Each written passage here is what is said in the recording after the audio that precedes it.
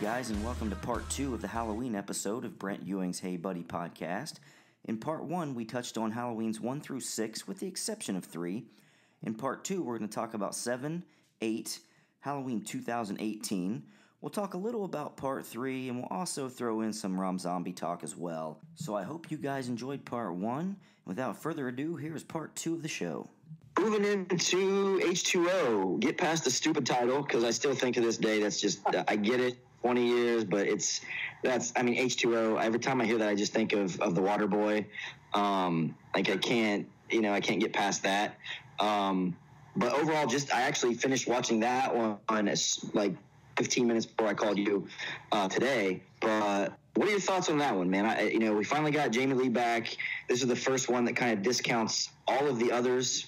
All of 4, 5, and 6, pretends like it never happened. We start fresh with Jamie Lee's character, teaching at what originally was supposed to be an all-girls school, if I'm not mistaken, and then they had a Bennett in there, and they added a few more casts, and they're like, well, we can't have this an all-girls school, so we got to make this a, co-ed or whatever, but she's teaching at this private school, and man, what are your thoughts? Were you happy to see her back? Were you like a little upset that they were kind of discrediting, 4 and 5 and 6, or did you kind of like the new take on it?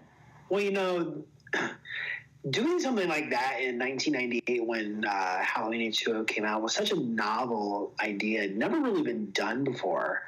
Now it's kind of, old hat, comic book movies do it all the time. They do their own thing. Christopher Nolan has all of his Batman movies, which are just telling their own story and are not connected to anything that came before. But at the time it was such a weird thing, and I don't remember ever being really upset by it. I just remember being kind of excited by the whole thing. That, oh my God, the Halloween franchise had kind of been in the gutter for a while, and now it's got this class. Kevin Williamson, just hot off of Scream, and Scream 2 was coming into, and he had talked up Halloween forever, and he was going to be involved, and Jamie Lee Curtis was coming back. This was a huge deal. Dimension was like the hot, hip, thing in horror, because they had done both Scream movies. I think at this point they had also done, The Faculty hadn't come out yet, but both Screams. And, of course, Will Williamson had I Know What You Did Last Summer. So it was really, for us being, I think we were like sophomores or juniors, and I think it came out between our sophomore and junior year in high school. It was a big deal. I mean, for us as horror fans, like, wow, this is legitimizing again this franchise that kind of had been forgotten for a long, long time, and so that was really, really exciting. And I can remember seeing the movie for the first time. I drove down to, I don't know why the Jackson Theater didn't have it, but Gallipolis had it. And me and my girlfriend at the time and her friend, we drove down there and we saw it. And I liked it, but I felt like I liked it, but ...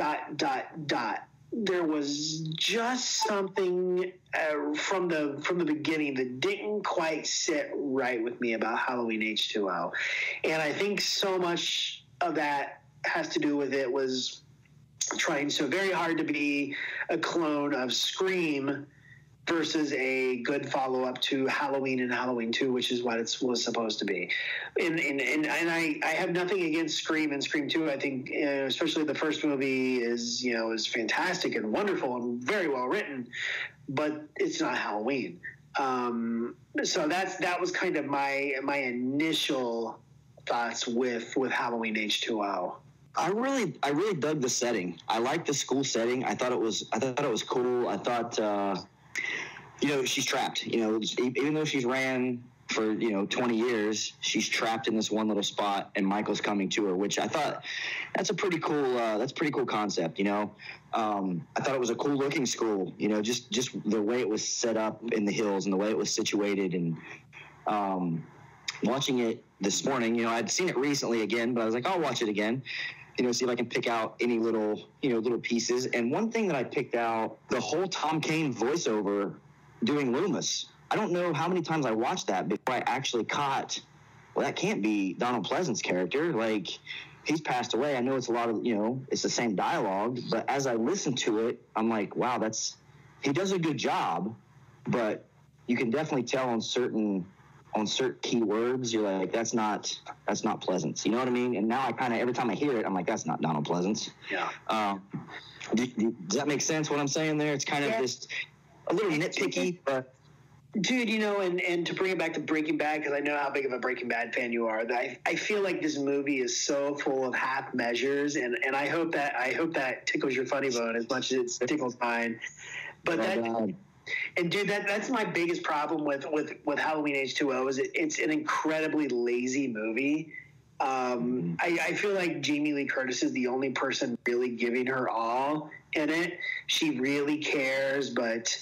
I remember reading an interview with Steve Miner, who's the director of the movie, and Steve Miner had done some fun movies in the past. He directed Friday the 13th Part 2, Friday the 13th Part 3. He directed House, and then he did some really terrible comedies in the 90s. He was directing Dawson's Creek at the time, which is what got him the job for this, which is just mind-blowing to me. But it's just the laziness of the movie. Like, they use... Let's see, I think it's 4 different masks in the movie. The opening sequence with Nurse Marion, which I actually think is the best sequence of the whole movie. They're using the mask from Halloween 6, which is why the mask looks really good. Right. There's this awful mask that director Steve Miner really liked, which is the one that you see in the final version, which is all the wide shots, which basically looks like one you would buy at Kroger for $25, which is actually makes the mask from Halloween 4 look great. It's awful. And then, of course, there's the mask they did all the reshoots with from the close-ups, the Don Post mask, which actually looks pretty good. The hair is a little wild. It looks like, maybe the shape stuck his tongue in an electric socket, which is bizarre. But, yeah, but the face of the mask looks actually pretty good. And then, of course, they forgot to do one of those shots, and so they had to use this really awful CGI mask in the scene where Charlie encounters the shape in the kitchen. So things like that, things like that really bother me about the movie. And then the fact that they jettison about probably 70% of John Carpenter's original score, or at least the one they re-recorded, just to use the score from Scream, because that was the temporary track they used in the test screenings, and that scored so well that the Weinsteins told the director, don't change anything. That's why most of the music in the movie, especially in the middle part, is just the music from Scream, and that drives me bonkers. Definitely the one thing we're going to talk about was the masks. And man, just zooming in a little bit more when I watched it this morning on that CGI mask, what were they doing?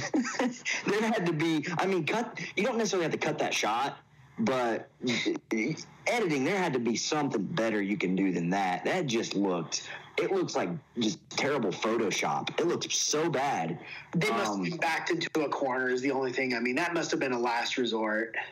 Must have, man, because that's rough. That was rough to see. I like the opening montage, like you said, with seeing Marion back. That was cool. Seeing Joseph Gordon-Levitt in it for a couple minutes. That was one of his earlier roles, obviously. I thought that whole scene was good when he kills her right there, and the two cops are in the other house. That was pretty well done. The shot where you can see the cops walking in her house, and you can actually see getting her throat slit in the neighbors. That was a really cool shot. And to see her back was cool. Yeah. My biggest gripe, like you said, was the masks. I actually liked Chris Duran as Michael. There were certain scenes where I was like, the killing of Sarah was a bit too robotic for me. Yeah, he was going step by step, taking it through.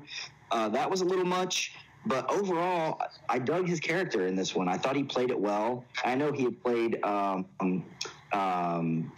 in what Scream, was it Scream 2 or Scream 3? Scream 2, I believe. Scream 2, so I'm sure that's where they Kevin got him from or whatever. But it was cool to see Steve Miner back after seeing Friday the 13th 2 and 3. I was like, okay, he's going to bring some legitimacy to it. But like you said, I think it had that lot to be desired effect. It was cool to see. I didn't dig this was kind of the start of the whole, hey, let's get a rapper as one of the key members of the cast. Let's get LL Cool J, who I think LL Cool J is a good actor. This role though was kind of, it could have been scaled down a bit. I didn't need so much of his stupid dialogue to his girlfriend or wife. I didn't need as much of that. They could have scaled that down a little bit. But overall, I thought it was pretty good. And just to see Jamie Lee back, that's cool. To see, the part where she runs into Norma, right? She runs into her real-life mother, Janet Leigh, and there was pretty neat. And to see the car from Psycho and to see Norma deliver it's Halloween, we're all entitled to one good scare line that, Brackett did in Halloween 1 was pretty cool. So there's those little montages that I liked. I read an interview with the guy who played Charlie, and they said initially he was going to be like a copycat killer. He was going to be the killer. That's what when he auditioned, it's, hey, man, we want you to be this, blah, blah, blah. He's like, cool, I got the job. And then they found out Jamie Lee had signed on. They called him back, and they're like, okay, good news, bad news. You got the job. Bad news, you're not the killer. Jamie Lee's on board. We're going to be back to Michael and that kind of thing. Had you heard that story in the past? I feel like Halloween H20 has more like could have, would have, should have been stories than Halloween 6 has. Like, they just... Well, Daniel Farrens wrote a draft of Halloween 7 that continued off from Halloween 6 called, Halloween Lord of the Dead, which I think is a great title. I think it's one of my favorite titles I've ever heard because it sort of plays off of Halloween 2, the whole Sam Hain. Mm-hmm. And then when they decided to drop that, and they did they were going to go with kind of the copycat thing, and then even when they decided that Jamie Lee Curtis was going to come back, because Kevin Williamson wrote this treatment because he was so busy with Scream 2. He wrote this treatment. I think he was busy with Scream 2 and Dawson's Creek at the same time. That he wrote this treatment that was basically the backbone of what Halloween H20 became. But I remember his ending had there was this bus chase out of the school at the end with Lori driving this bus and John and some of the other kids on the inside, and then they crash. And she's fighting the shape on the back, and then this police helicopter comes, and the blades of the helicopter chop the shape in half. It was pretty cartoonish, but that was kind of where they started out from. But then I read a draft of the script where it was kind of the same, going through most of the movie, but there was never any Michael Myers copycat. But the ending of the movie happened in a gym where the basketball court actually was this floor that folded in over the pool, and so she there's an homage to it in the final movie where she stabs the shape with this flag javelin, but when she does.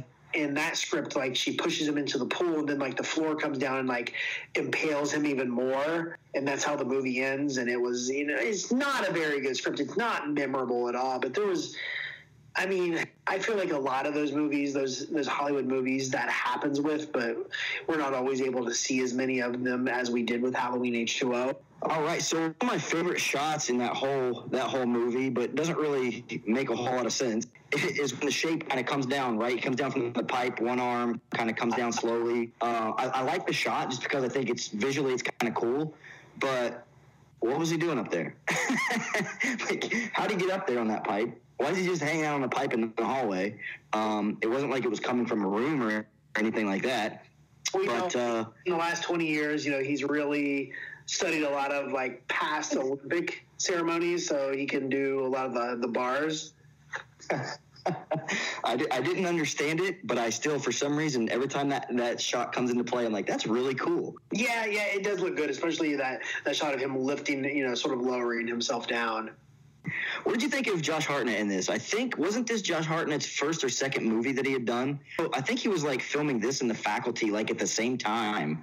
He was, yeah. I think he filmed this right before The Faculty. He literally got this, and then they had him read for The Faculty, and he got that. He went and shot The Faculty directly after, because Halloween H20 was released in August of 1998, and The Faculty came out in December of 1998. So, I mean, it was like 4 months. It was crazy. I really dug that movie. I like The Faculty. I thought that was well. Faculty's really good. I read another article with talking about Hartnett in this movie, how they always wanted his hair like prim and perfect, and he was always wearing like this skull cap on set, and they would always get mad at him because they said before every shot, they're like, please don't put that on, it's going to mess your hair up. They would go over and they would fix his hair, and he would go and put it right back on, and his hair would be all messed up. And his thought was, look, I'm a 17-year-old kid in this movie, I'm not going to have this, prim and proper hair. Like, it's got to be messed up. I just thought that was kind of, for his first movie, or first, one of his first roles, that's pretty good. That's pretty good thinking on his part. It's like, hey man, I'm running from a killer. I'm a 17-year-old kid. I'm not going to always have this just perfect hairdo. I thought does it make sense to you? Like, I thought that was good, kind of not character development, but it was good. It was just a good way to play that character, I guess. Well, I mean, I think that's just Hartnett, as who he was at that point, because, he has the same exact hairstyle in The Faculty, when it came out. And I think it works a little bit more for that character because he's kind of a juvenile guy he's smart, but he's also trying to be someone else more than he is. Whereas John is a little bit more of and Laurie calls him this during the movie, he's a smart ass. And I think he's not really more than just a smart ass, because I think that's kind of who Laurie shows herself to be. And it's almost like, it almost feels like he's Annie to her Laurie. In this movie, he has that sort of quick wit where she's a little bit more reserved and sort of, careful and thoughtful. And for all the thoughts that, all the faults that H2O has, I think that they do, following this timeline of, that Laurie Strode in this timeline is Michael Myers' sister. They do a good job of how this would play out. That she's afraid that this guy could still be out there. Although, and this is a big point of contention to me, apparently in this timeline, Halloween 2 exists. They say, John says to her, "You said it yourself. You watched him burn." Okay, but they never explain anything more, and it's really kind of wonky. Well, why does he have the same coveralls? Why does he have the same mask? And again, I think it sort of points in the direction of again how lazy this movie is, and how they really never thought much of it out. But I think Jamie Lee Curtis really gives it her all in playing this woman that's afraid that this brother that she has that is still somewhere out there could eventually come get her, and she's just always on her guard because of that. It's kind of funny watching them kind of in succession this week and seeing this sweet, young schoolgirl that she was in the first one, how naive and innocent she was, to the arc she takes in. I mean, she wasn't in Resurrection very long, but in H2O, and even the new one that discounts H2O and all those, just the arc that she took, as far as, wow, man, she became this this messed her up. She became alcoholic, she became a recluse, she became like, her whole life was waiting for this one showdown, this one moment. And it almost happens to a point of, even in, like, especially in the new one, to a point of, man, I hate her. Like, I hate her character. It's like, I don't want her to get revenge. She's a B right now. I don't want to root for her. But it just shows you how much that really messed with her.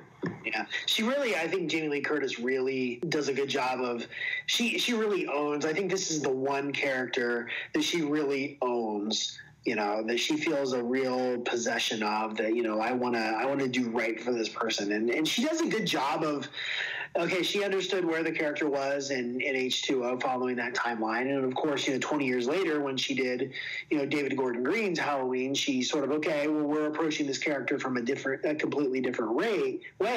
So I've got to approach her from a different way too. And I think she's really thoughtful in that regard.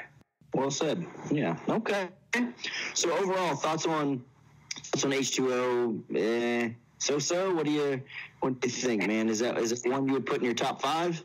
I doubt it. I really don't know. I go so back and forth on H2O. I think it's got some really good I think it's got some good moments to it, but I think it's held too high in regard. I feel like it's a really lazy movie that sort of rests on laurels of Scream that came before it, and it never truly feels like a Halloween movie to me. It feels too much like a, for years, a couple of years after Scream came out, they tried to sell Scream 2 and Scream 3 and The Faculty as thrillers. These aren't horror movies; these are thrillers. And that's the way that it felt, that Halloween H20 feels to me.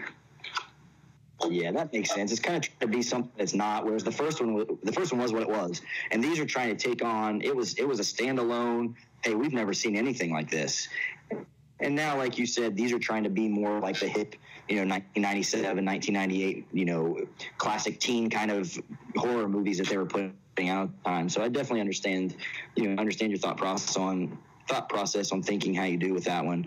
We come to Resurrection, which is 2002, I believe, is when it came out. So we wait 4 years for the next installment, and I guess ouch is about the first word that comes to mind. They brought Rick Rosenthal after 2 back for Resurrection. Jamie came back.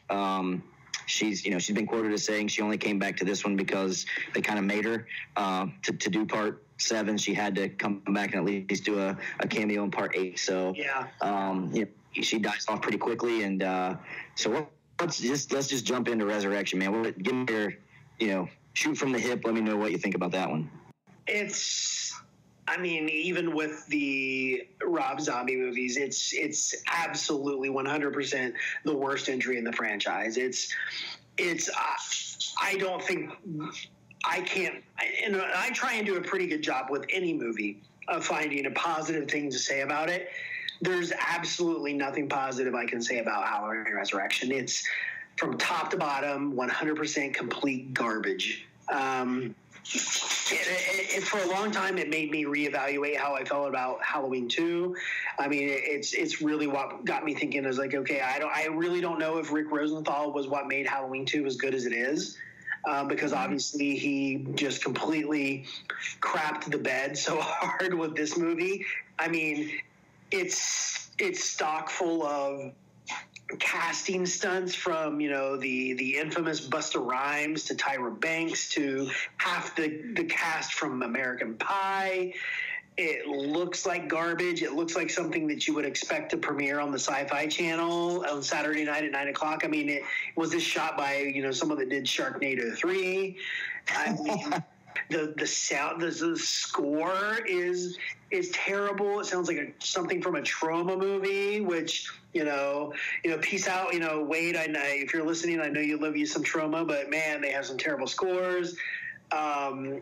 It's just everything. I literally there's nothing that I can think of about this movie that is good. Yeah, it's rough to find anything. I didn't hate the mask. I thought the mask looked pretty good throughout the movie. I thought Brad Laurie's portrayal of Michael was pretty decent, although he didn't really we just see him basically in the house. It's not really, he's not given much meat on the bone to go out and kind of showcase what he can do as Michael. I did like the beginning, how they tied it together with, well, he just got his head chopped off. How can this be him? I kind of like that whole deal where he switched with the paramedic. It was the paramedic that got killed. When he's going to grab his mask at the end of part 7, is he trying to pull that off and show, Jamie Lee or show Laurie that, hey, it's me. I'm not Michael. So I kind of like that, but the rest of the movie was just, man, it was so rough. I didn't like the concept. I know it was early 2000s and kind of technology was, okay, let's do this whole internet broadcast. And I just didn't get it. I like Katie Sackhoff. I love her in Longmire. She was decent in this, but the rest of it was just, like you said, too many names. Okay, well, we all know Busta Rhymes, what were they thinking there? We all know Tyra Banks. We all know Thomas Ian Nichols. We all know, all these people who were pretty popular at the time. But yeah, it's rough, man. It's rough to watch. The whole Busta Rhymes thing. I think I told this story somewhere before, maybe to you, but I told it on another podcast actually. I think I was talking with AJ Browning at the time. if I'm not mistaken. But I went to see this in Columbus with, I believe it was Wade. No, I was with you. Were you with us? Okay, was this the time we got there? Yeah. Was this the time we got there late because Wade's food didn't come on time and we had to sit in the front row? Or was that a different movie? Yeah, of course. I'm like sitting there. So yeah, okay, I do remember now. Yeah, you were with us. So we go and we watch it. And do you remember when Busta Rhymes came on screen? The absolute like jubilation of that crowd. Clearly, we're in Columbus. We're in a little bit more urban area. Busta was a little bit more popular, I guess, at that time. And that place, do you remember that place going nuts, or is that just me? Do you remember how happy we were? Here are the two things I remember about that night. I remember during that screening, there was almost a fight during the movie, and we were all like looking around at each other like, should we just leave? And two, I can remember, this is the one that is ingrained most in my memory. I remember I was driving and you found firecrackers in my car and set them off. I forgot about that. Do you remember that? I 100% remember that. And I don't know why I did that. I was like, why do I have firecrackers in my car? We're like driving up, to Columbus, and all of a sudden a firecracker comes flying into the front of my car. It was me and you and Wade and John, and you like threw the firecracker in John's lap, and it like explodes. It was hilarious. I remember that vividly, man. That is so funny. That was almost 18 years ago, man. 17 years ago. How fun was that? Crazy. But do you remember the same thing as I do as far as the jubilation, the just people bursting out with, clapping and cheer whenever Busta came out and him and Michael were fighting and Busta's doing this stuff? I'm like, where are you guys? You guys are clearly not fans of the Halloween franchise. If you think this is something to clap about, because this is ridiculous. It's the same movie. Right? Yeah. And the one line that just always stands out. Do you remember at the end whenever he gets burned up and they want to see the body again, and Busta delivers that classic. I don't know how he didn't win an Oscar or any of those awards for it. And he was like, "You look like some chicken fried mother effer." You remember that line? That doesn't. I mean, I've kind of scrubbed a lot of his performance from my memory, but that sounds like something that would be in that movie. Dude, it was so bad. Oh, I read with Chris Duran where he said he would like to have come back for that one, but it was filmed in Vancouver. Yeah. And something happened with his work visa, and he couldn't get a work visa to go up there. So they got Brad Lorry, dude, super. If you ever get a chance to go to one of these conventions, spend some time talking with all these guys. Again, they're all really cool. Brad Lorry is like another level. Just such a nice guy, so personable, really big dude too, compared to, you see Dick Warlock, and I mean George Wilbur, he's getting up there in age a little bit, but so he's not as vocal, not as interactive with the fans, but man, Lorry's he's such a cool guy. So I dug his performance for what it was. I think, I guess the most memorable thing to me in that movie would be the shot where Busta comes through wearing the Michael mask. That's just hard for me to even say that.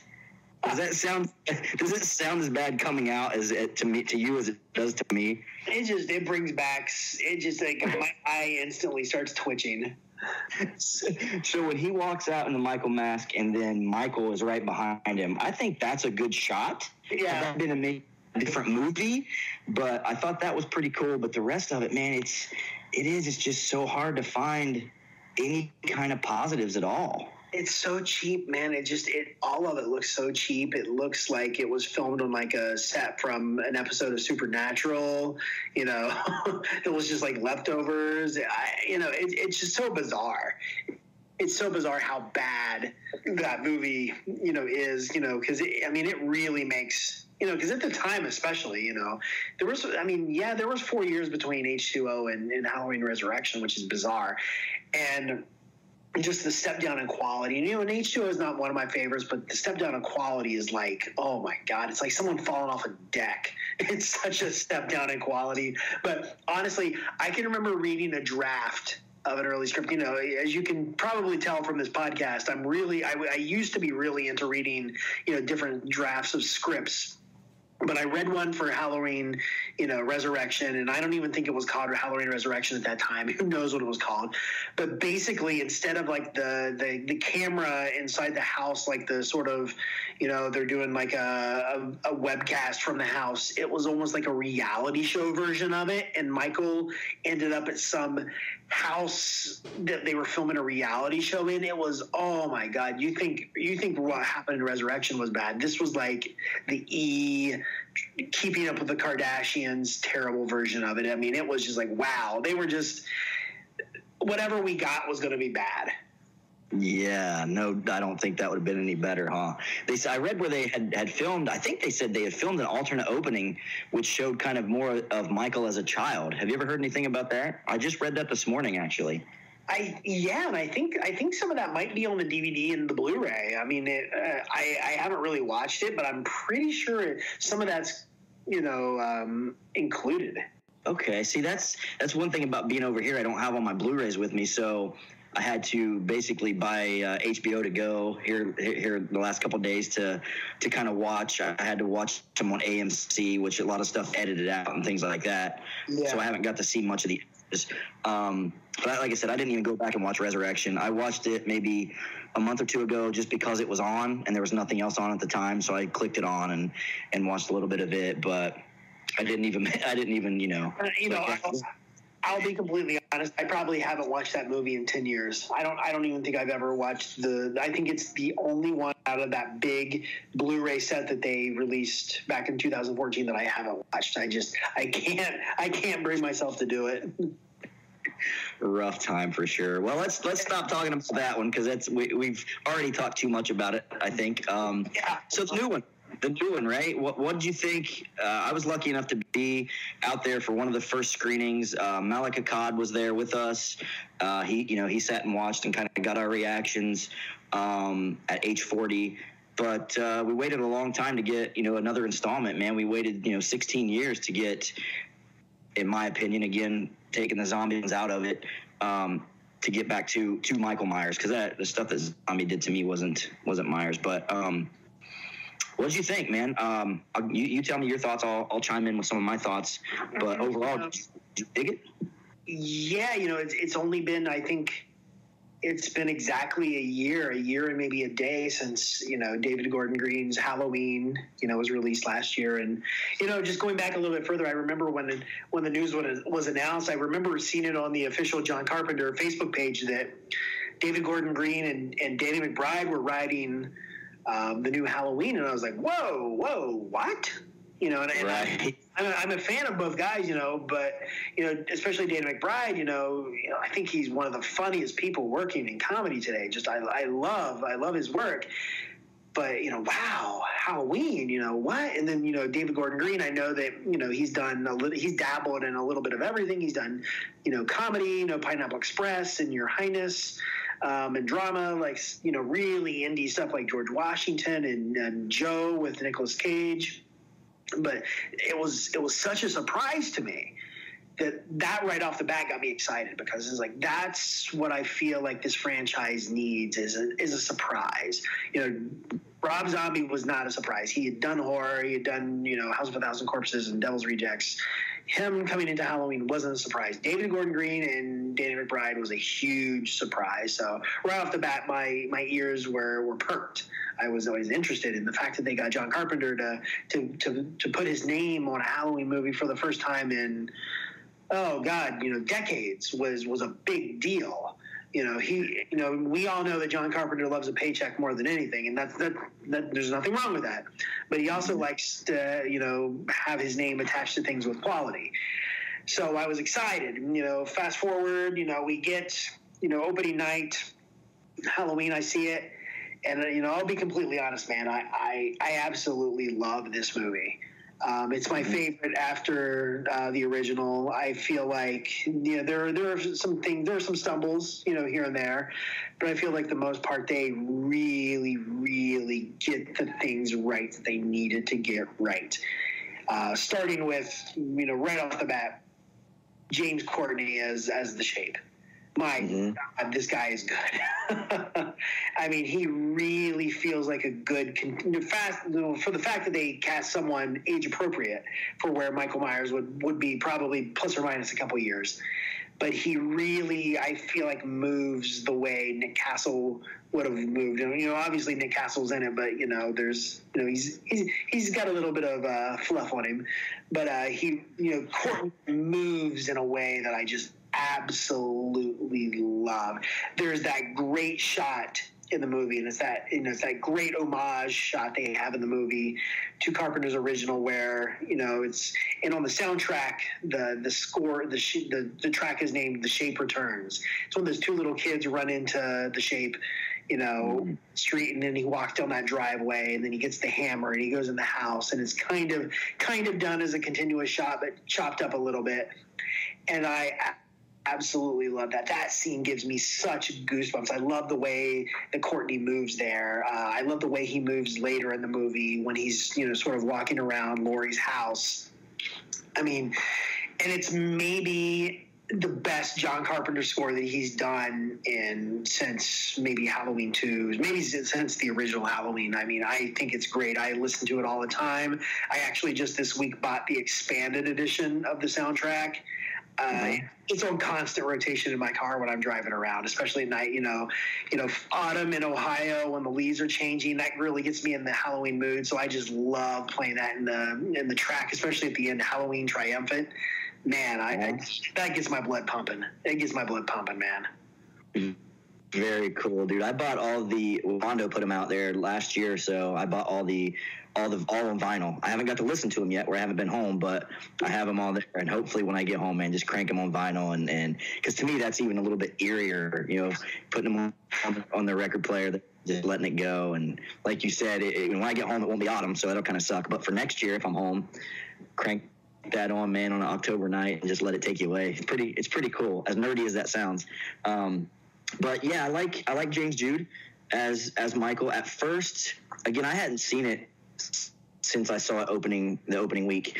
I remember leaving thinking, yeah, I liked it, but it didn't blow me away.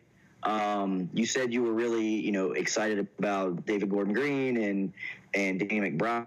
I was kind of the opposite at first because, I'd watched a lot of their stuff. I watched, Eastbound and Down, Vice Principals. And, to me, I was like, oh, man, that guy's writing this. But I think they did a pretty good job. There's a couple things I would have changed. The homages, I like some of that stuff, the silver shamrock masks that some of the kids are wearing, and the dude that gets killed, I think his name's Oscar, kind of wearing the flashback to part 5 with the devil horns and the cape and all that stuff. Those were kind of cool, maybe a little bit overdone, but I didn't understand Sheriff Barker. I still don't understand that character. I'm hoping they give him some more meat, maybe in the next 2 that are coming out. Yeah. I didn't really like the Sartain character. Was okay.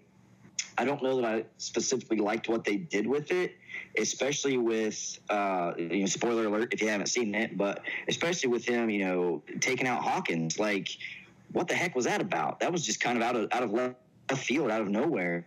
But overall, I thought it was pretty good. I just watched it for the second time yesterday or 2 days ago, and I thought I still put it maybe in the middle of the pack for me, maybe as time goes on. And it's hard for me to get past that nostalgia.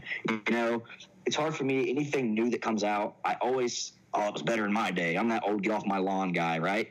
So anything new that comes out, it's going to take me maybe in a year or two, 5 years, whatever, of watching it and rewatching it and being like, you know what, I appreciate this a little bit more, and maybe it ages a little bit better than some of the older ones that I really liked. But I thought he did well. I thought for the most part the cast pretty well. I thought it was just maybe a little bit too rushed. I would have liked to see more. I don't know. I would have liked to see it go 2 hours. I know that's only, I think it was like an hour and 40 minutes, but adding 15 minutes of like more chase, more. I think they missed the boat with them, her house being out in the woods and them not taking that into account. They're just in the house. It's like, man, I want to kind of see them out. And I know there was alternate endings and they had another knife fight in the woods and things like that, but I guess I would have liked to see more surrounding area. Does that make sense? Like, not just in the neighborhood they were in and then they were in her house. That kind of seemed like the whole feel of the movie. Like where Resurrection was pretty much all inside that house.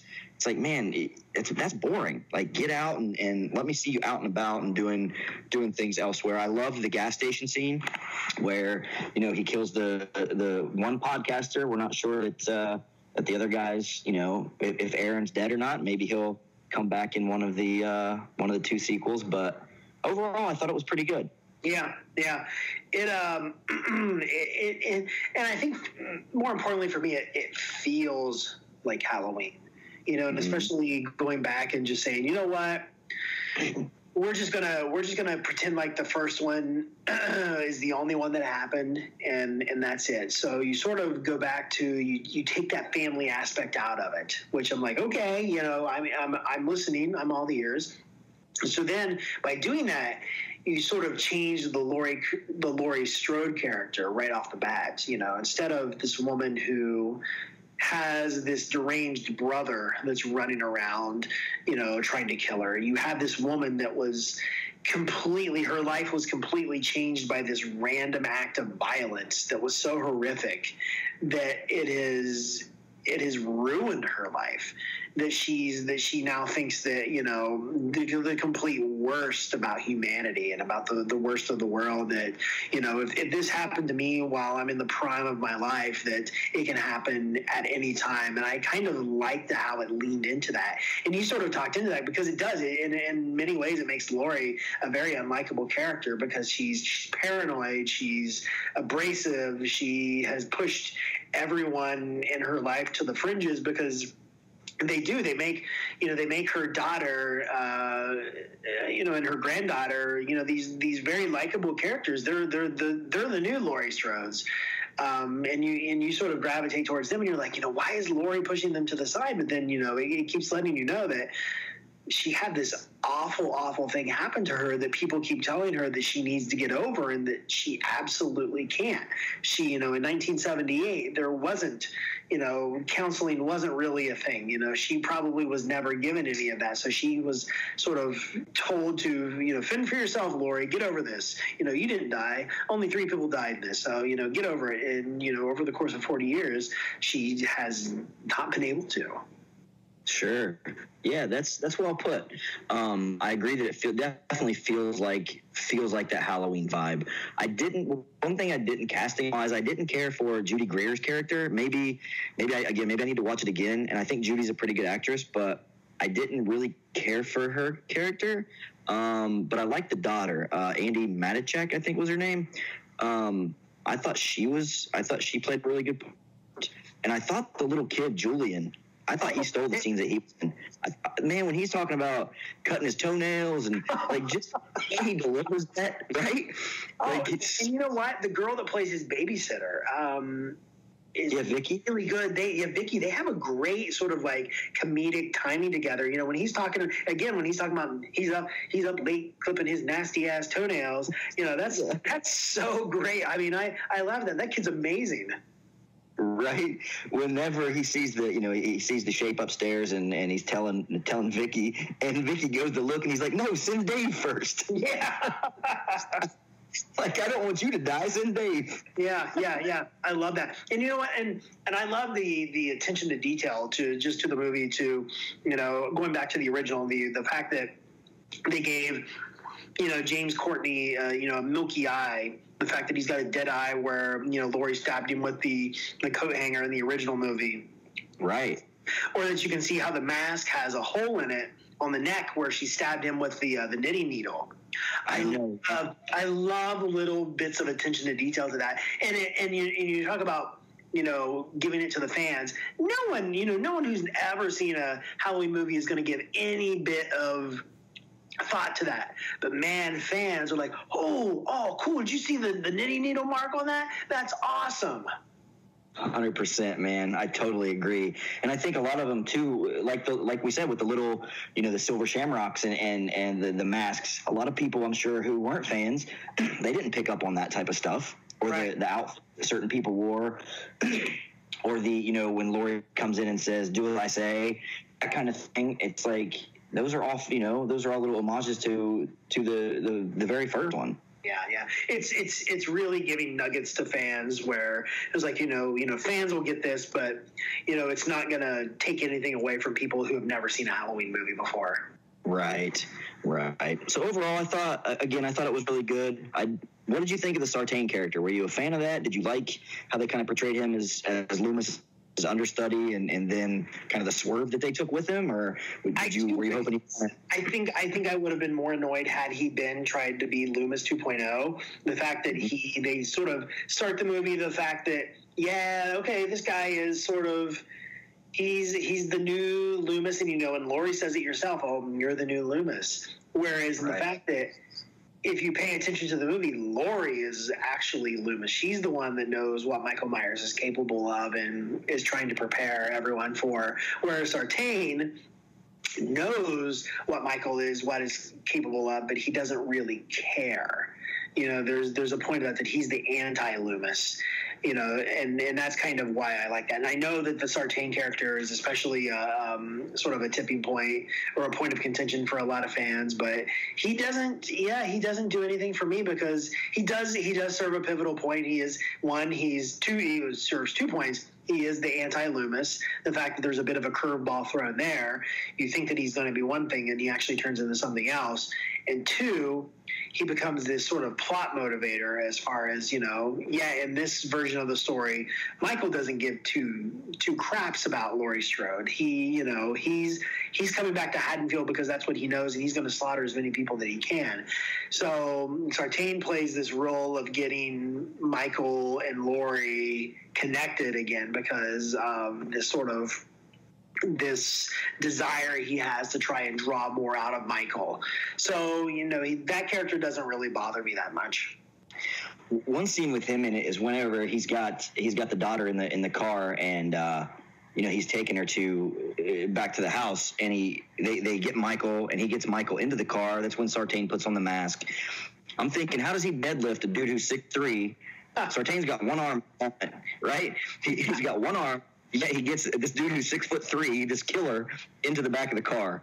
I'm like, that's some good that's a good workout regimen you got going there. It's kind of like from Part 7 when he comes one arm down from the pipe, right? Hey, that's the Michael Myers workout right there. That is it, man. That is it. So overall, I dug it. I thought it was pretty good. Kind of anxious to see where they go from here. I know, obviously we know Jamie Lee's coming back. And I had read the other day, I know filming didn't start too awful long ago, but I read a post from her where she was already done filming, at least the first one. I'm like, man, that was pretty quick. So that makes me think that maybe we don't get too much Laurie Strode in Halloween Kills. I know, right? From what I've read, it's supposed to be set in, Haddonfield Memorial again, and they're doing some stuff in the hospital. So maybe it was just a quick shoot with her stuff in there. It could be. But yeah, I'm hoping it's not something that's rushed. I'm hoping it's not something that. But again, on the first one, heck, Loomis was only on set for a handful of days, if I remember correctly. So I guess in 10 days or so, you can, if you know what you're shooting, you can really shoot. You can really shoot a lot of stuff. I'll tell you one thing that I'm really excited about is, they're filming in, they filmed the last one in Charleston, South Carolina. They're filming, this one in Wilmington, North Carolina. And from what I've seen, I don't know if you follow the spy photos and stuff like that, but they're filming a flashback sequence to Halloween 1978. Yes. And it looks like, have you seen any of that? The part where we think it might be Lonnie's character as a kid. What? It absolutely is Lonnie, because I'll tell you this. Someone uploaded some high quality images of the actor playing that kid role. He's wearing the exact same outfit that Lonnie's wearing in the original Halloween. Oh man, that scene, even though Lonnie was in it for a couple, not even a minute through the entire film. Yeah. The scene with Loomis telling Money to get his butt away from there. Just always, every few months, I'll text Bub. I'll text that to Bub. Like, I sent him the screenshot or a clip of the video the other day, dude, and he lost it. Like, we just send that one back and forth all the time. That's awesome. That's awesome. What do you think with bringing Anthony Michael Hall on to be Tommy in this new one? Are you on board with that? Hopefully he gets. Couple things. I think Anthony Michael Hall is a really good actor, and two, without really getting into it, I don't think Brian Andrews is in a place where where acting is going to be a thing for him right now. Right. I like Anthony Michael Hall. So when they said that he was cast, I was like, that's cool, because he brings some legitimacy. He's a really good actor. And then bringing Charles Cyphers back, seeing Cyphers at a few shows over the last few years, and he's put on some weight, but he always had this big white goatee and mustache, and had his head shaved. But to see the set photos of him, it's like, holy crap, he looks good, Dude, I am so happy to see Cyphers back, because I loved him in the original in Halloween 2. I loved him in all the stuff he did with Carpenter, from The Fog to Assault on Precinct 13 to Escape from New York. I mean, heck, even look at Major League. He was great in Major League, and he really hasn't worked in a long time. I think it's been at least 10 years since he's been in a film role. So I'm really glad that they got him back, and it looks like, from what I saw online, that Sean Clark was a big person that was able to get them hooked up together. Good for him, and I'm with you. He's such a nice dude. I'm glad that he's coming back. And I really rewatching two last night. I'm like, man, why didn't they use Brackett more? I was really disappointed in the fact he was just in the early scene where, hey, your daughter's dead. Oh my gosh, boom, and it's over. It's like, you kind of missed the boat, in my opinion. Bring him back as, at least, I don't want to see him killed off, but make him the guy that comes to pick up Loomis at the hospital at the end that does get his throat slit, or give him at least a little meatier role, I will say this, as much as I love, because you get Cyphers for about the first quarter of the movie, I think Hunter Von Leer is really, really good as Deputy Hunt. I agree. He does a really, really good job. Supposedly that guy retired from acting and does, professional fishing videos now. Really? See, he's another guy who's always been elusive on the trail. I've never seen him at a convention. I've never heard being at a convention. Supposedly he left it all behind, and I don't even know if he completely retired from acting and I don't know if he still does them, but he did professional fishing videos. Yeah. Because he was in a lot of stuff back in the late 70s, early 80s, a lot of TV stuff. Yeah, All right, dude. Well, that takes us through the latest Halloween and the upcoming sequels. Obviously, I'm pretty geeked for those. If I'm back, if I'm around at those times when they come out, we'll have to hit those up together. Maybe around to Columbus and check. Absolutely. Maybe start making some plans for Halloween 45. Man, we can go out together and check that out. Hopefully, they'll still be having that convention then, and hopefully, a lot of the cast will still be around. That's the thing. Every 5 years, that's. You're going to lose some people, because it's just, man, Halloween's 40 years ago, and some of those people aren't young and spry anymore. So, but yeah, definitely start making some plans. Maybe we can hit that up. But let's talk a little bit about 3. 3 obviously goes a whole different direction. Tommy Lee Wallace writes and directs it. Totally different direction. No Michael. It's not about Michael at all. Like we said, the only clip is a commercial for the movie Halloween in the movie. So, what are your thoughts on 3? Did you dig that film? Did you think that was pretty good? Going back in time, I can remember being, a young kid growing up in, Wellston, Ohio, and going to the Steve Martin video every Saturday to rent a movie. And it was just kind of, no, don't rent Halloween 3. That has nothing to do with, Michael Myers. You don't want to see that. So I think I avoided it for a long time. And I think I finally did just rent it. When I was younger, and watched it, and it made no impact on me whatsoever. I don't know if I really paid attention to it at all. And, it was just one of those movies that just wasn't on my radar for a long, long time. And I didn't see it again until I think I was in college, and it finally came out on DVD. And I bought the DVD just, this was in when I was really just like, I'm just taking in any bit of cinema I can, that's what I was studying in school. So I'm just going to watch it all. So like, I'm going to rewatch Halloween 3 again, just because I'm a fan of the franchise. And I watch it, I'm like, you know what? This isn't bad. This isn't bad at all. So, and I think, I had the DVD and I watched it here and there. And then when the Blu-ray set came out, I watched it again.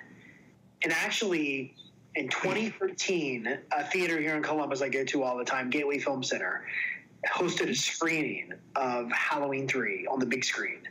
Oh, and nice. Oh, my God, I can't miss this because thankfully the president of the Gateway Film Center, a guy named Chris Hamill, is a huge John Carpenter fan.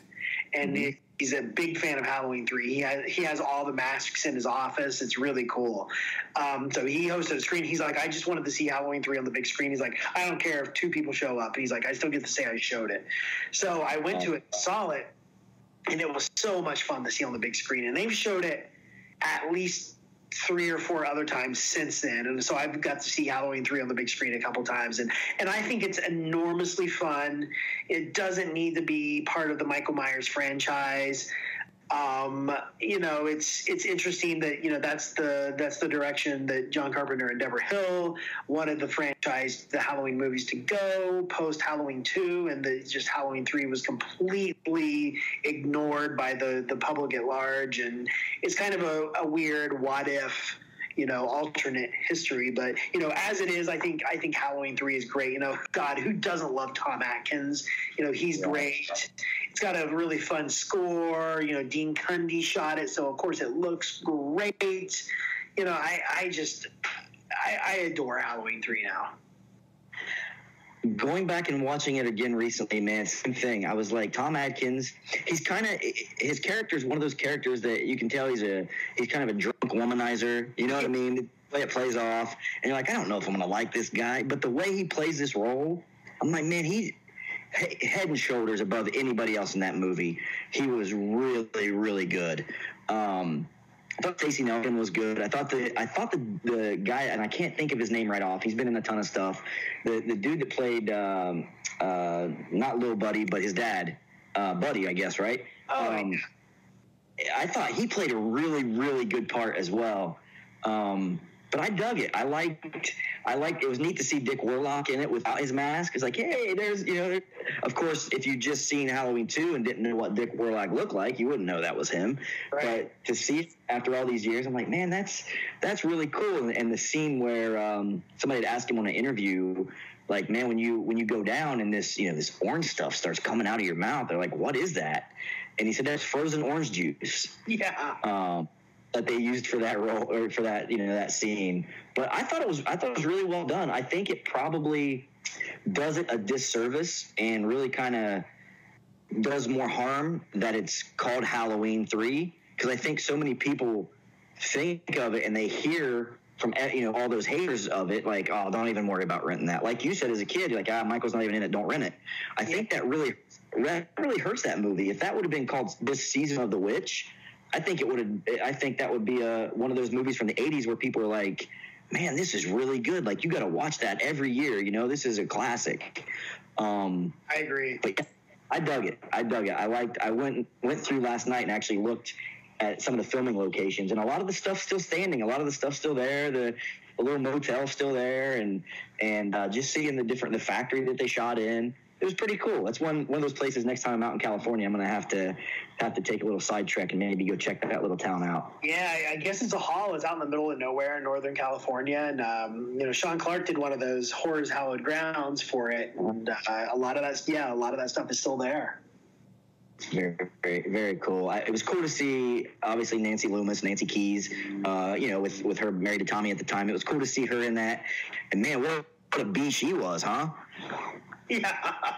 Right? It's like, man, and she wasn't really in it very long, but she was one of those characters I was like, I hope they bring her back and she puts on one of the masks, because I want to see her dead in this, because she's just awful. But that was pretty cool to see her character kind of come in, and like I said, with Dick Warlock coming back on board, so you have that little Halloween connection to go along with Tommy Lee Wallace, so that was pretty cool. Yeah. It's, I have nothing but really fun, things to say about it because it does its own thing. It's got a great lead with Tom Atkins. Don Hurley is great as Colonel Cochran. He's a guy that worked forever. That was as far back as like Disney. Darby O'Gill and the Little People. Then he does. Halloween 3, and he's in RoboCop. He plays the old man in RoboCop. So, dude was around forever. Yes. I was wondering. I was like, I know him. And yeah, RoboCop. I didn't put those two together. Yeah, he's awesome. Very nice. Let's just go ahead and rank. Go ahead and give me your final rankings. Throw out, 1 through. You don't have to put Halloween 3 in it, so you can rank them without that one. You can put it in it if you want. You can put the zombie ones in there if you want. But give me your rankings of your Halloween preference in order. Oh, for sure. John Carpenter's original Halloween, number 1. I'm going to go with David Gordon Green's Halloween, number 2. Halloween 3 is in the 3rd spot. Halloween 2 is going to be next. I would probably put Halloween 4 after that. Halloween 6. Halloween 5. And then Halloween Resurrection is going to be after that. So I'm just doing the original continuity, or not really. I'm doing everything minus the zombie versions in that countdown. Okay. Did you have H2O in there? Did I hear you say that one? I believe so, yeah. I think I put H2O in there. Okay. All right. Yeah, pretty good list. Pretty good. We know we didn't talk about it, but you can go ahead and throw in your thoughts on the zombie ones if you want. I know we've talked in the past a little bit, and you told me a little bit about how you like certain aspects of part 2, I believe.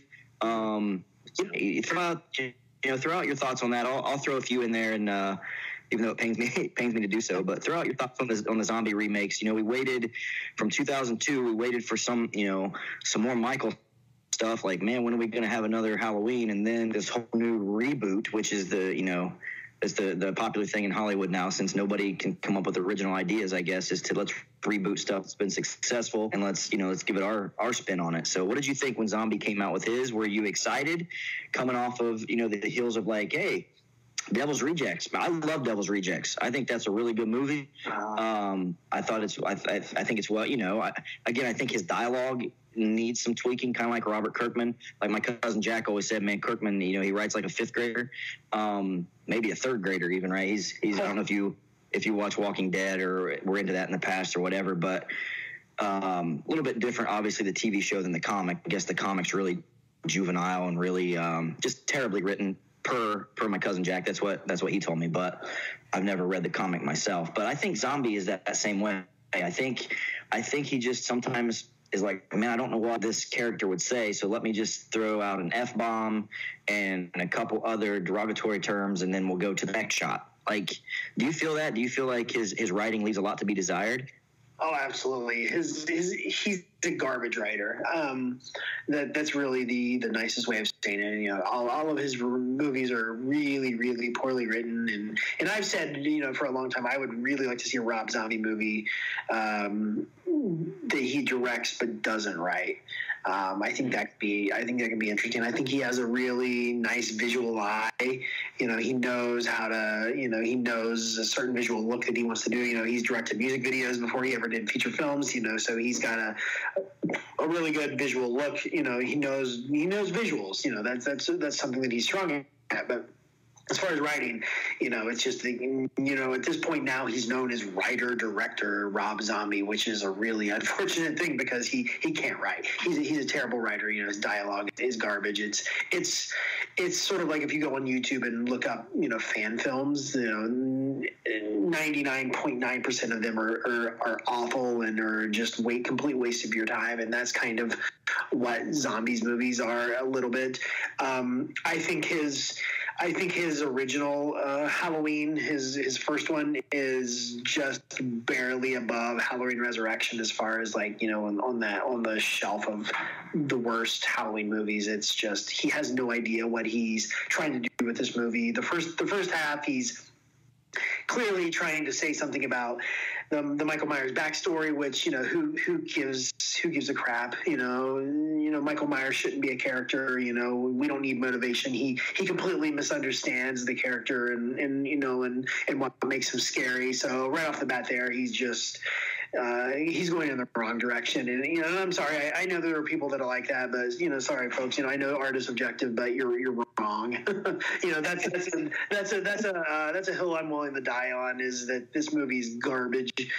The second half of it, he kind of does a half-assed remake of the original, even coming to recycling bits of dialogue from the original. It's just it's woefully miscast. I mean, almost everyone is awful. It's like and I know you like, the convention stuff, but it's like he cast this thing at one of the conventions. It's like, instead of getting, actors that are still working today, he just cast it from, the conventions. And Malcolm McDowell is terrible as Dr. Loomis. I mean, it's embarrassingly bad how, his performance.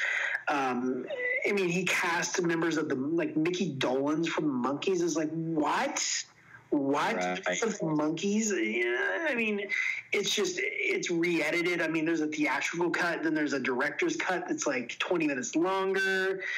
It's crass just for the sake of being crass. And, I'm no prude. I like, envelope pushing things in horror, but there's I don't know what he's trying to do, other than the fact that I'm Rob Zombie and I have a brand.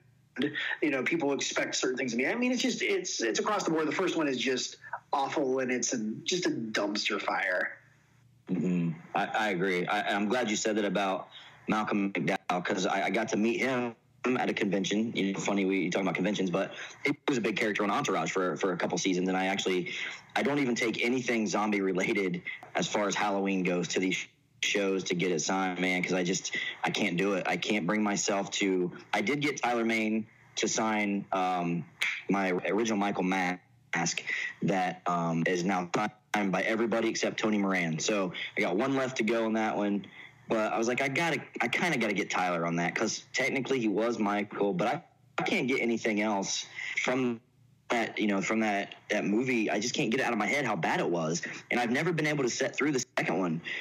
I'll watch bits and pieces, and it's just so out there. And the mom and the white horse and what the heck is going on? Like, this guy, is this a lot? It's like a Beatles song, man, and I love the Beatles, but this is like a Beatles song. Like, I don't understand what the heck is happening, what the heck is going on. There was definitely a lot of, you would think, a lot of drugs going on when they were writing this. It's like, I don't get it. But Loomis's character, just awful, and Malcolm's been great in other things.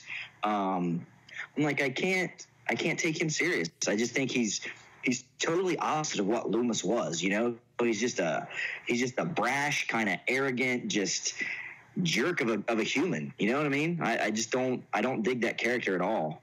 It was neat to see Danielle Harris back.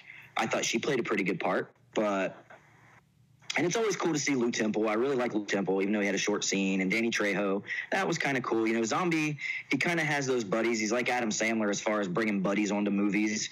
So scenes like that are kind of neat to relive that with those characters. But yeah, not a whole lot of good came out of this movie. No, I feel I'm a little bit more positive towards Halloween 2 than you are. Zombies Halloween 2 anyway. I like the aesthetic look of the movie a lot more than the second one. The second one, like, it was kind of some weird. He was, shooting widescreen. He was shooting in the exact same neighborhoods that they filmed the original movie in. But in the second one, they completely he switched everything up. This one was the first Halloween movie shot on the East Coast. It was actually shot in Georgia, in the middle of winter, and they shot on 16 millimeter film. And in sort of the 1:8:5 aspect ratio, which gave it a really grainy look, which is normally what you associate with zombies movies. And I really liked the look of Halloween 2, because it really does. It's kind of the first movie at that point since Halloween 6 that actually looks like it could have been filmed in autumn or in the wintertime. So it's kind of got a cool aesthetic going towards it. But other than that, and the fact that I think Brad Dourif is really, really good at it as Brackett, Yeah, it still has all the zombie shortcomings. It's terrible dialogue. It's all just swearing and cursing. You know, they make Lori so unlikable. It's just like, God, get her off screen. I'm just sick and tired of her screaming and crying and just, you know, cursing at everyone. And you know, I liked it a lot more when it came out. But it could have just been a reaction to how much I hated Zombie's original movie that I was looking for something to grab onto. And I watch it maybe once every couple of years, and I don't hate it. And, you know, the first one I can't do, but this second one is like, no, it's not terrible. But, it doesn't really feel like Halloween because, again, he spends half the movie in, like, a hoodie with, like, the mask that's, like, halfway falling off, and then at the end of it, it's, like, completely off, and he looks like, you know, Grizzly Adams. Yeah, I didn't get that. I remember watching the end of it. Like I said, I don't think I've ever seen it all the way through. It pains me to sit down and watch it. But I remember seeing the end. They're in a barn, and like you said, the mask is halfway off and ends up the Loomis character gets killed. Whatever. I'm like, what? You can't kill Loomis? What's going on? It didn't vibe with me. I didn't.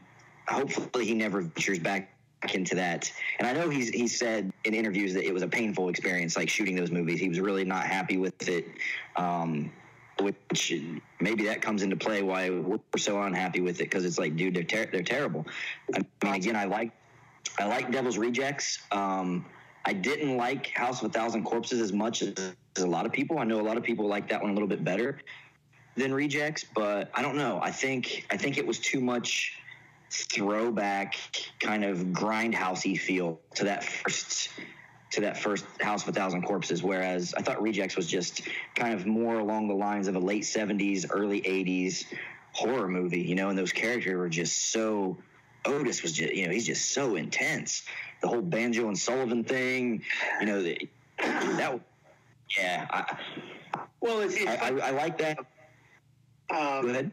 Between House of a Thousand Corpses and Devil's Rejects, you know, they're two completely, I mean, yeah, they use a lot of the same characters, but they're completely different movies. I mean, as far as tone and, you know, what you were sort of talking about, and that's sort of like the downfall between, you know, Devil's Rejects and the new one, 3 from Hell, is that 3 from Hell just feels like a sequel to Devil's Rejects instead of sort of doing its own thing and being sort of like that giant step between, you know, movies like, you know, the other two movies were. So that's a bit of a disappointment.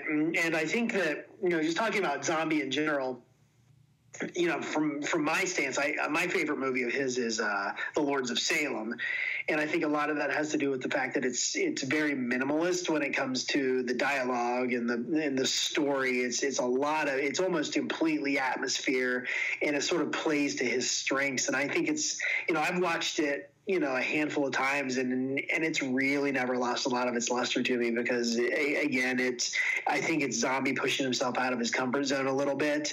And I don't know how he really feels about the movie now, given that it's like 6 or 7 years ago, but I think it's his strongest.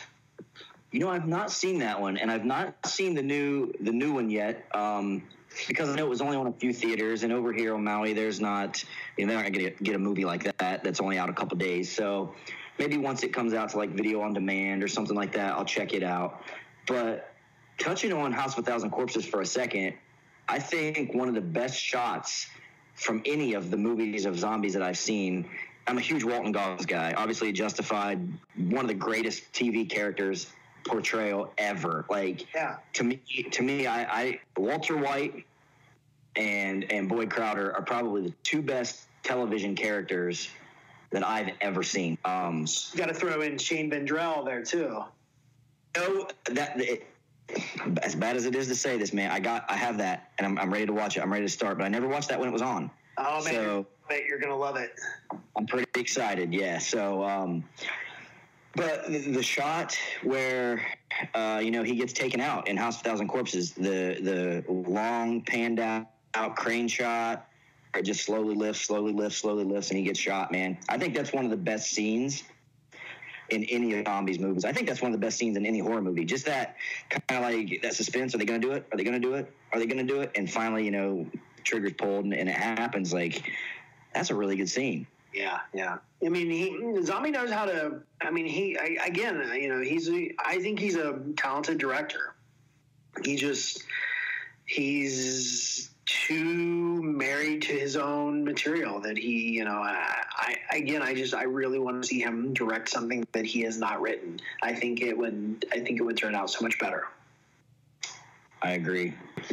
All right, man. Well, that was fun. That was fun talking about one of my favorite franchise, some of our favorite movies. Let's talk. I just want to kind of end with, give me. It doesn't have to be about Halloween. Obviously, we know that's number one. It's number one for me too, as far as horror movie go. But if you're talking about each year, I have to watch.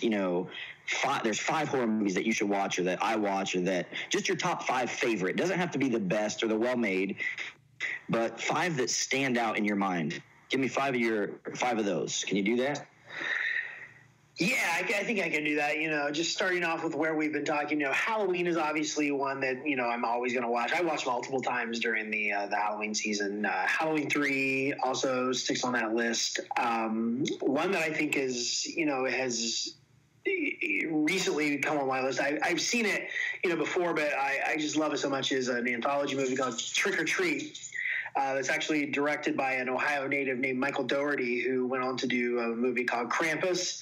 And then he also directed this past summer's Godzilla King of the Monsters. It's a really, really fun Halloween anthology movie that came out about 10 years ago. I'd highly recommend people check it out. It's a lot of fun. It's got some great gore, little fun effects. It's very reminiscent of the original Creep Show. I think you'd have a lot of fun with it.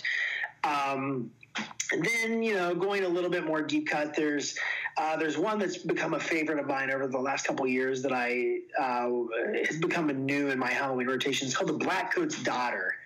It's directed by a gentleman named Oz Perkins, and who is actually the son of Anthony Perkins, who played Norman Bates in Psycho. Wow. It's a really, really atmospheric movie. I love it. It kind of, just thinking about that movie gives me the willies. And I really don't want to say too much to give it away, but I think it used to be on Netflix. It might be on Amazon Prime right now. I own the Blu-ray, so I just throw it on all the time. I think it's absolutely fantastic, and I just adore it. And then another one that is just always on yearly rotation for me, and especially near Halloween, because it's just so much fun, is Sam Raimi's original The Evil Dead. We were talking about Bruce Campbell, and the original Evil Dead just has such a spirit of ingenuity to it. You can just tell it's made by a couple of, more than a couple, but just a bunch of young kids that just don't really know what they're doing, but they're having so much fun doing it that the end product is just an absolute blast. I can throw that movie on all the time, and I've thankfully been able to see it on the big screen a couple times. I think the original, The Evil Dead is an amazing movie. Dude, Bruce and the Raimi brothers, like, how cool is that? Have you read some of Bruce's books? Yeah, I read his original Chins Could Kill. It's hysterical. Yeah, and he came out with a second one, like the Confessions of a B-movie actor or something like that. He updated it, and then he has Hail to the Chin. I have that one. Not read it just yet, but man, them talking about when they were kids and all the stuff they would get into and making the films on 8mm and just all the stuff that they love, the Three Stooges. And I think a lot of that stuff comes into play, obviously, in the Evil Dead with the Three Stooges shtick, Yeah. Mm-hmm. Very cool. Very cool. I have a few that I it might not be like, oh man, really? You like that one? But do you remember that? I'm sure you do. Mitch Pileggi, Pete Berg, Shocker from 1989. Do you remember Shocker? Yeah, I remember that. Wes Craven. Wes Craven, dude. I love that movie. It's to go back and watch it, you're like, really, dude? Like, this guy travels through the TV and just different electrical waves, electrical current, all this stuff. But I think Mitch Pileggi really plays that well. I like that, and I like Pete Berg a lot. Of course, Pete's now this huge director and does gigantic movies now, so he's not doing much acting anymore. But I really love that one. The Strangers, the first one. I really dug that. I think that's one of the better horror movies in the last 20 or 25 years, man. I thought there were a couple scenes on there that just gave me the creeps. Oh, yeah. When Liv's in the front room or in the kitchen, I can't remember which one, but the dude's behind her with the sack over his head, and it just kind of comes in. It's almost like the shot where Michael comes into frame and you just barely see that blue tint of the mask, and then you see his full face. That scares the crap out of me. Every time I see it, I'm like, oh my gosh, how cool is that shot? What did you think of Strangers? Did you like that? Oh, I love The Strangers. I think it's so good. It's an amazing movie. I didn't see part two. Was that comparable? Was it kind of it's not the same filmmakers at all. I don't think anyone associated with the original movie's involved. It's not a complete waste of time, but it's not nearly as good as the original. Right.